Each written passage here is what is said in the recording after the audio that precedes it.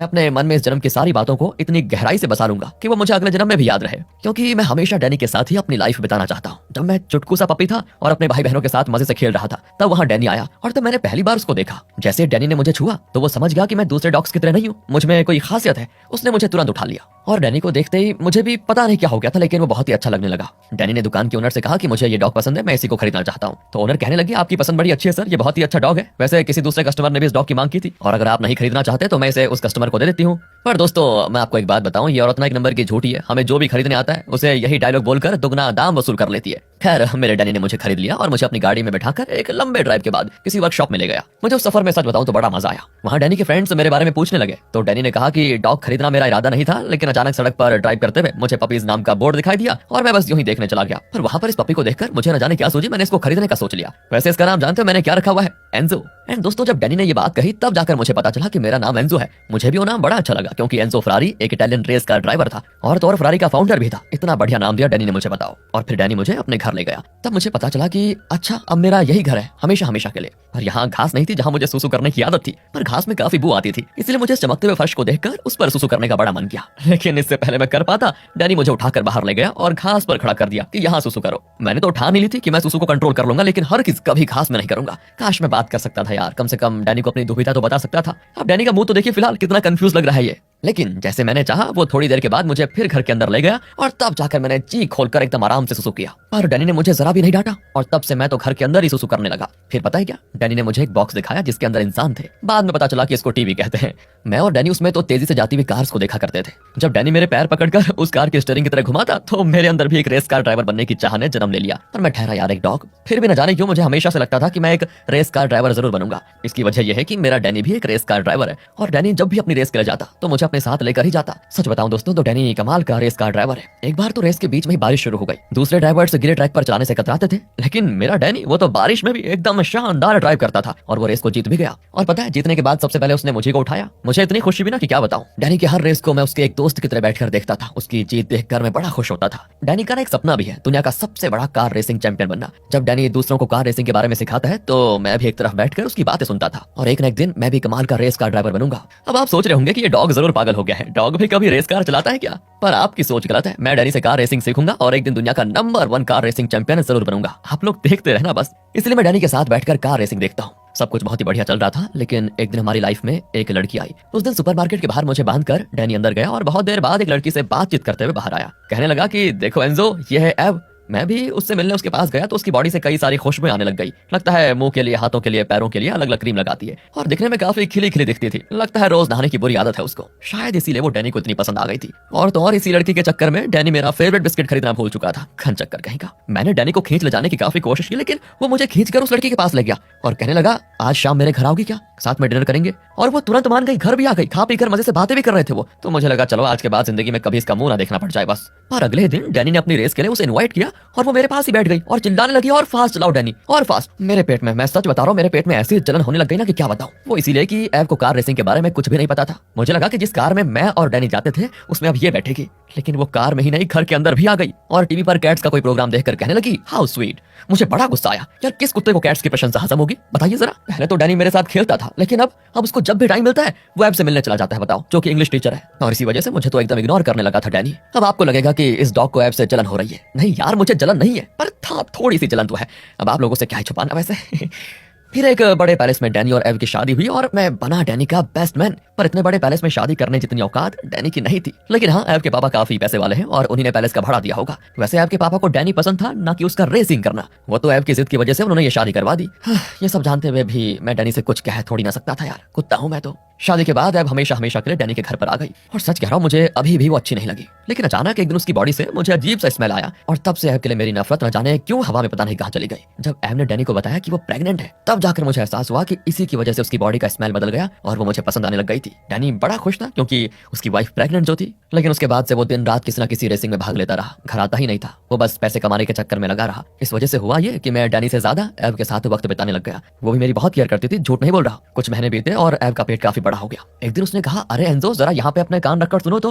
और मैंने उसके पेट में कान रखा तो अंदर से हल्की सी लात पड़ी मुझे। अगर और किसी ने मुझे इस तरह लात मारी होती तो मैं तो उस पर झपट पड़ता, लेकिन ये वाली लात खाकर मुझे अजीब सी खुशी मिली। मैं उसके पेट पर अपना सर रखकर काफी देर बैठा रहा और तब मुझे पता चला कि एव के पेट में एक नन्हा सा बच्चा पल रहा है। मुझे विश्वास था कि वो बच्चा जरूर मेरे जैसा दिखेगा। फिर क्रिसमस आया और डैनी मेरे लिए एक तीथर खरीद लाया जो कि मुझे काफी पसंद था। साथ ही वो एव के लिए एक प्यारी सी टोपी भी लेकर आया और तब डैनी ने बताया कि फरवरी के महीने में उसका एक इंपॉर्टेंट रेस है। लेकिन प्रॉब्लम ये थी कि एव का डिलीवरी डेट भी उसी महीने का था, इसीलिए डैनी ने उस रेस कार में जाने से इनकार कर दिया था। लेकिन एव नहीं मानी और कहने लगी वो रेस तुम्हारा सपना है, तुम मेरी फिक्र मत करो, तुम्हें एक बहुत बड़ा रेसर बनना है ना, इसलिए तुम उस रेस में जरूर जाओ। तो दोस्तों आखिर वो दिन भी आ गया जब डैनी उस रेस कार के लिए चला गया और यहाँ एव को लेबर पेन शुरू हो गया था। वो हॉस्पिटल नहीं गई बल्कि उसने घर में ही अपने बच्चे को जन्म दिया और मैं दूर से उसकी डिलीवरी होते हुए देख रहा था। क्या करता, कुछ कर नहीं सकता था, पर उस बच्चे का चेहरा मेरे तरह बिल्कुल नहीं था लेकिन बहुत प्यारा था। तब एव ने एक बात कही जिसे मैं जिंदगी भर नहीं भूल सकता। उसने बेबी से पता क्या कहा कि ये तुम्हारा भाई एंजो है और ये कभी तुम पर कोई आंच नहीं आने देगा, और सुनो एंजो, ये तुम्हारी छोटी बहन जोई है। तब मैंने फैसला कर लिया कि मैं अपनी छोटी बहन का साथ कभी नहीं छोड़ूंगा, हमेशा उसकी सुरक्षा करूंगा। फिर डैनी रेस के बाद वापस आ गया और जोई को देखकर वो भी बड़ा खुश था। उस रेस में उसने बहुत ही बढ़िया रेसिंग की थी, लेकिन बदकिस्मती से उसकी टीम के एक रेसर का एक्सीडेंट हो गया जिसकी वजह से डैनी की टीम हार गई थी। अब एव के पेरेंट्स जोई को देखने आए। तब एव के पापा ने डैनी से कहा कि अगर उस रेसर के बजाय तुम्हारा एक्सीडेंट हो जाता तो मेरी बेटी की जिंदगी तो बर्बाद हो जाती। इस पर डैनी को काफी गुस्सा आया, लेकिन उसने शांति से कहा कि देखो, मैं अपनी सेफ्टी का पूरा ध्यान रखूंगा, मुझे कुछ नहीं होगा। दोस्तों ये लोग ना अपनी बातों में मस्त थे, लेकिन मेरा पूरा ध्यान सिर्फ और सिर्फ जोई पर था। उसकी छोटी सी बॉडी से एक अजीब तरह की एनर्जी महसूस हुई। मैं उसके पास बैठा ही रहा। जब जोई सोती थी तो मैं हमेशा उसके पास बैठा रहता था। धीरे धीरे जोई बड़ी होने लगी और हम दोनों मजे से खेलते थे। डैनी, एव, जोई और मैं बहुत ही अच्छी फैमिली बनकर रहने लगे। कुछ साल बीते, जोई और बड़ी हो गई, मुझे चश्मा और टाई पहनाकर कहने लगी तुम टीचर और मैं स्टूडेंट। हम दोनों बहुत देर टीचर टीचर खेले। डैनी ने कई रेसेस में भाग लिया, लेकिन हर रेस में वो हारने लगा। उसने तो लगभग रेसिंग छोड़ देने का ही फैसला कर लिया था, पर मुझे लगा कि जो रेसिंग उसका पैशन था उससे वो इतनी आसानी से छोड़ कैसे सकता है। इसी बीच हुआ ये कि मुझे एव की बॉडी से कोई अलग स्मेल आने लग गई और मुझे एहसास हुआ कि जरूर उसकी तबीयत खराब है। मैं उसकी मदद तो करना चाहता था, पर मुझ जैसा एक मामूली सा डॉग उसे बस बेबस होकर देखने के अलावा कुछ कर ही क्या सकता था। खैर मेरा काम था जोई की देखभाल करना, सो मैं कर रहा था। लेकिन उसके पास एक ज़ीब्रा टॉय था जो मुझे घूर रहा था और उससे मुझे बड़ी चिढ़ भी थी। दिन प्रतिदिन एव की तबीयत बिगड़ने लगी, लेकिन वो अपनी सेहत पर ध्यान ही नहीं देती थी। वो डैनी से पूछने लगी कि सभी तो बारिश में रेसिंग करने से डरते हैं, लेकिन तुम इतना कैजुअली और फास्ट कैसे चला लेते हो। डैनी ने पता है क्या बताया कि बारिश के पानी से ट्रैक फिसलाव हो जाता है, इसलिए बाकी ड्राइवर्स थोड़ा स्लो चलाते हैं, क्योंकि अगर फास्ट चलाएंगे तो टायर स्किड हो जाएगा और ऐसे में वो कार को कंट्रोल नहीं कर पाएंगे। लेकिन मैं खुद ही कार को स्किड करना शुरू कर देता हूँ, जिसकी वजह से मैं कार को काफी अच्छी तरह कंट्रोल कर पाता हूँ। यही है बस, इसी वजह से मैं दूसरों से फास्ट चला पाता हूँ। दोस्तों तब एव ने बताया क्या कहा कि तुम बहुत ही काबिल रेसर हो डैनी, कभी गिव अप मत करना और एक दिन तुम जरूर चैंपियन बनोगे। मुझे प्रॉमिस करो कि तुम कभी हिम्मत नहीं हारोगे। और उस दिन मेरे भेजे में ये बात पड़ी कि डैनी को एव इतनी पसंद क्यों है, क्योंकि डैनी का जो सपना है वही एव का भी सपना है और वो डैनी से कितना प्यार करती है। देखो यार, मतलब वो डैनी से प्यार ही नहीं करती बल्कि उसके पैशन को इस हद तक सपोर्ट भी करती है। फिर डैनी रेसिंग के लिए चला गया और तब एव की तबीयत और बदतर हो गई। वो जोई को लेकर अपने मायके चली गई। शायद वो टेंशन में थी बेचारी और मेरे बारे में ही भूल गई। मैं पता है घर के अंदर लॉक होकर रह गया, पर मैं घबराया नहीं, क्योंकि डैनी ने कई बार मुझसे कहा कि एक अच्छा रेसर कभी घबराता नहीं। तो मैं भी एकदम बिंदास घर पर अकेला ही रहा और मुझे विश्वास था कि एव और जोई जल्दी वापस आ जाएंगी। पर बहुत देर के बाद भी वो नहीं आई और मुझे भूख भी लगी थी। जो खाना घर में था वो सब मैं खा गया, लेकिन फिर भी मेरा पेट नहीं भरा। लेकिन खुशकिस्मती से भगवान ने हमें ऐसा वरदान दिया है कि हम बिना खाए भी 2-3 दिन तक जिंदा रह सकते हैं। धन्यवाद प्रभु। लेकिन उसी भगवान ने अगर मुझे अंगूठा दिया होता तो मैं बड़ी आसानी से दरवाजे का लॉक खोलकर बाहर जा सकता था। और बिना कुछ खाए घर में पड़े रहने की वजह से मैं बहुत ही कमजोर होता चला गया। मुझे चक्कर आने लग गए और तो और जोई का वो ज़ीब्रा टॉय मेरे सामने नाचकर मेरा मूड खराब करने लग गया और दूसरे टॉयज को भी तोड़ दिया।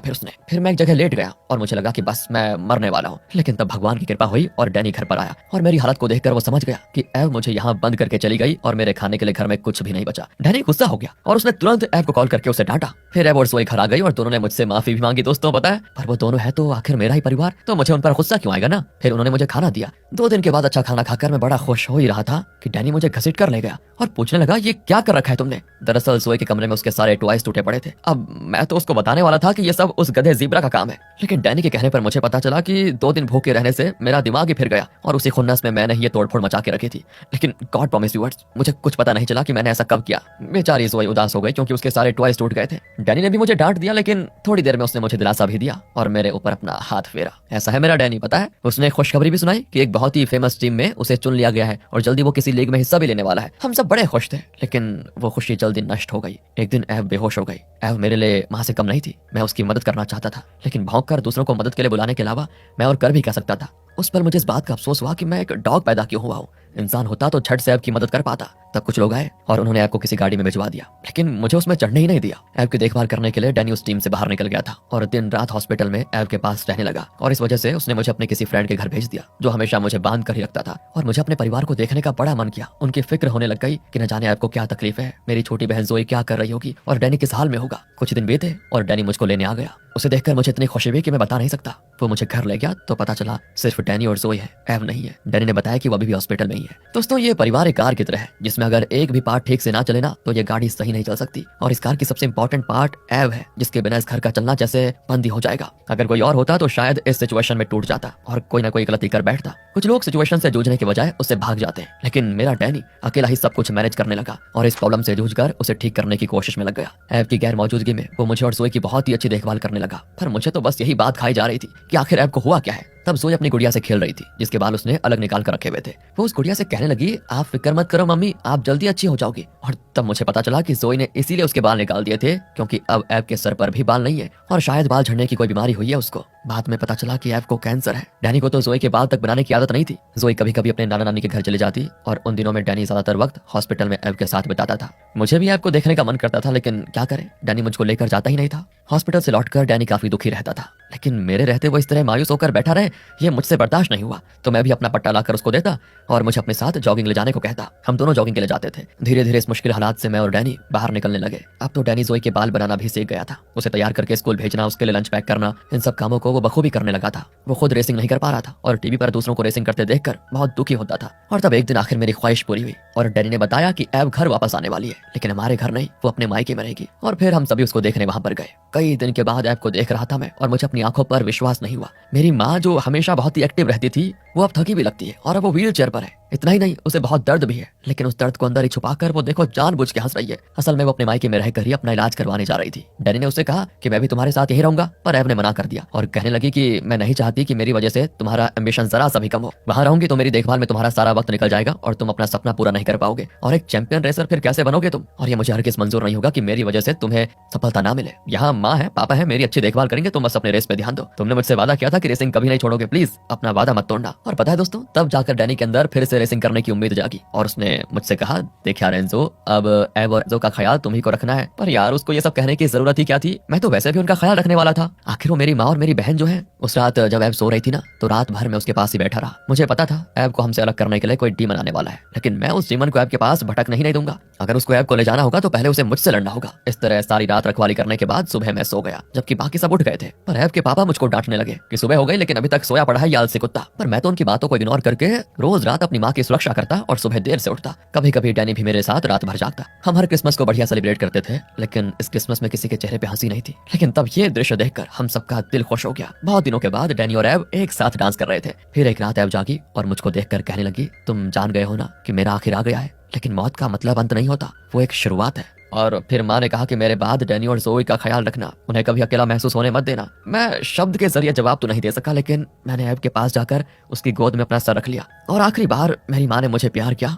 और उसके बाद मेरी माँ चल बसी। माँ की आत्मा को उनके शरीर से बाहर निकलते हुए मैंने देखा था और मुझे यकीन हो गया कि जैसा माँ ने कहा था, मौत अंत नहीं, वो एक शुरुआत है।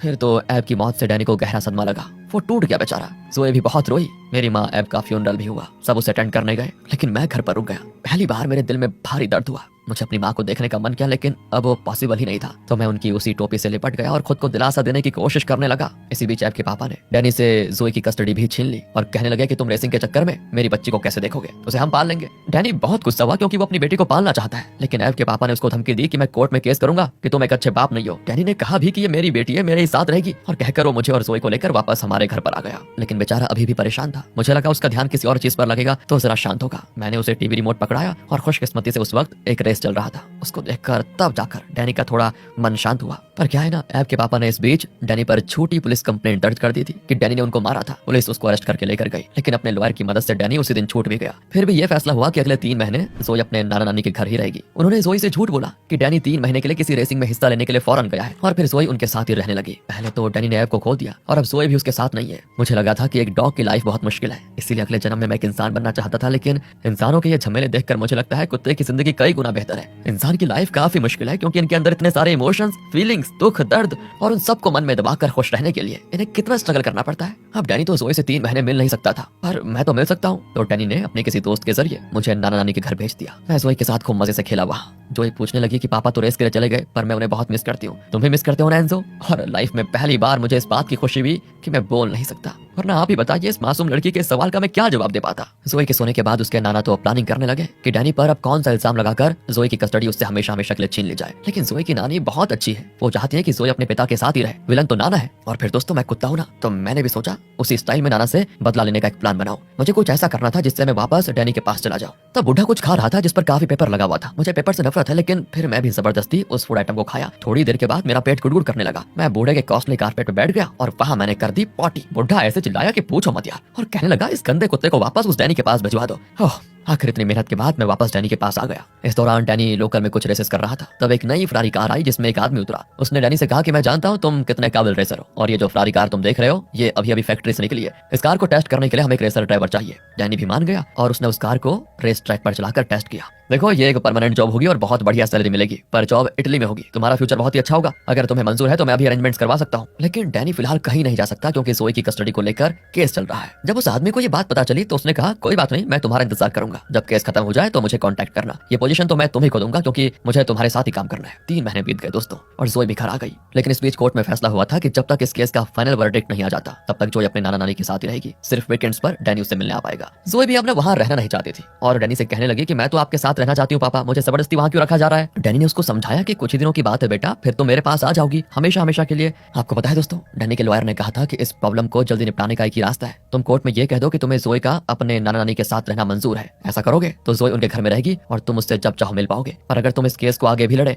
और कहीं हार गए तो जोई परमानेंटली उनके पास चली जाएगी और तुम सिर्फ वीकेंड्स पर उससे मिल पाओगे। अब एक रात की बात है, मैं और डैनी जॉगिंग कर रहे थे। तेज बारिश हो रही थी। रोड क्रॉस करते वक्त एक तेजी से आती हुई कार ने मुझे ठोक दिया। मैं उठ खड़ा होना चाहता था लेकिन उठ नहीं पाया। डैनी को पहले से कितना दुख है और अब मेरी वजह से और परेशानी हो रही है बेचारे को। वो तुरंत मुझे एक हॉस्पिटल लेकर गया। हर जीव जंतु की लाइफ का एक मकसद होता है, जब वो मकसद पूरा हो जाता है तो वो मर जाते हैं। उस दिन मैं मर जाता, लेकिन लगता है मेरी लाइफ का मकसद पूरा नहीं हुआ, कोई काम बाकी रह गया होगा, इसीलिए उस एक्सीडेंट में मैं बच गया। मेरे इलाज के लिए भी बेचारे डैनी के पास पैसे नहीं थे। उसने फैसला कर लिया था कि इस हालात में कोर्ट केस के चक्कर में और पैसे खर्च नहीं किए जा सकते, इसलिए उसने सोच लिया कि वो जोई की कस्टडी एव के पापा को दे ही देगा। वो कस्टडी पेपर्स पर साइन भी करने लगा। मैंने सोचा ये डैनी को हो क्या गया है, वो जोई को किसी और के हाथ में कैसे दे सकता है। वो ना सिर्फ उसकी बेटी है बल्कि मेरी बहन भी तो है, मैं उससे कभी अलग नहीं हो सकता। इसीलिए मैं उस डॉक्यूमेंट को छीन कर ले गया और उसके टुकड़े टुकड़े कर दिए। डैनी के दोस्त भी मुझे सपोर्ट करके हंसने लगे क्योंकि उन्हें भी डैनी का ऐसा करना अच्छा नहीं लगा। और जब मैंने ये सब किया तो शायद डैनी को भी कहीं ये लगा कि वो गलत कर रहा था। उसने लॉयर से कह दिया कि मैं इस केस में हार नहीं मारूंगा, केस लड़ूंगा और अपनी बच्ची को अपने साथ ले जाऊंगा। उनसे कह दो कि हम कोर्ट में मिलेंगे। ये हुई ना बात यार डैनी। कुछ दिन के बाद कोर्ट में केस भेजना, पर मुझे लेकर नहीं गए। बताओ यार, मैं डैनी की फ्रेंड के साथ घर पर ही रहा। अचानक उसे कॉल आया और वो मुझे लेकर कोर्ट गया। तब पता चला कि असल में एव के पापा ने डैनी पर यह केस किया था कि वो बहुत ही बुरा आदमी है और उसने एव के पापा को मारा भी था। इसी बहाने वो जोई को डैनी से अलग करना चाहते थे, लेकिन एव की माँ भली औरत है। उन्होंने कोर्ट में स्टेटमेंट दिया था कि डैनी ने ऐसा कुछ नहीं किया, ये झूठ बोल रहे हैं। डैनी बहुत ही अच्छा और नेक इंसान है, वो कभी किसी को नहीं मार सकता।